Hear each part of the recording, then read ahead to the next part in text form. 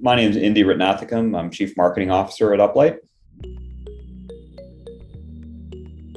One of the ones I'm extremely excited about are flexible grid devices. So things that are happening at the grid edge. So in our homes, in our businesses and so forth. The first version of this was the smart thermostat, but I think we're rapidly going to see everything from our household appliances to our electric vehicles to our electrical panels in our homes, all speaking directly back and forth with the grid, not just in a demand and respond kind of a way, but in a continuous, plugged in, intelligent, orchestrated way that helps, contribute to lower cost, better comfort, and less carbon.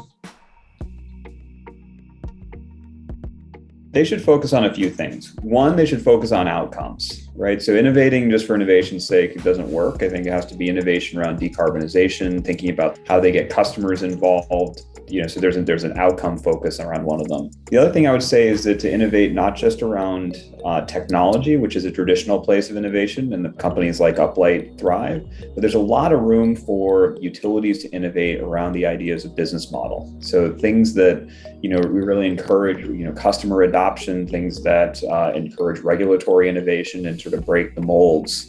And set the stage then for technology and for other pieces to become involved as well. On the final dimension, I'd say, on IT architecture and approach within technology, within utilities, there's a lot of great innovation happening there. Moving to composable architectures where the investments you make aren't just monolithic, but they're actually, the pieces that can be used in the next iteration and the next iteration as well in a composable way. And then, the last bit I think is, using a lot of partners to bring in outside thinking and to complement the internal expertise. It's not one or the other. It's a combined effort of innovation. Look, I think it's an easy answer. You should do it. It's a growth industry, meaning that money is flowing into the industry. There's a ton of investment coming into it, which means growth opportunities in your professional career. And it's very much true that a rising tide of an industry lifts all boats. And one of those boats is your individual careers. So that's part one of it. And part two is it's incredibly rewarding.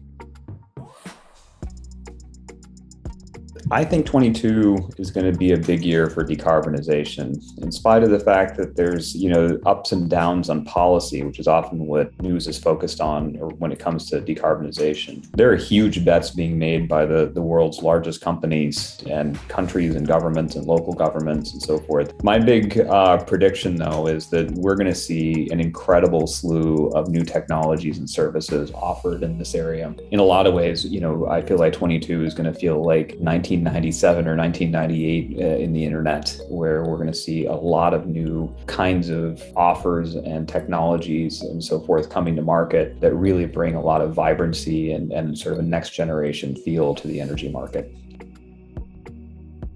It's going to be tough, but it can still be done, and we've got to do it. The incentives that make me optimistic about this is the market is finally rewarding the companies and the kinds of places that act.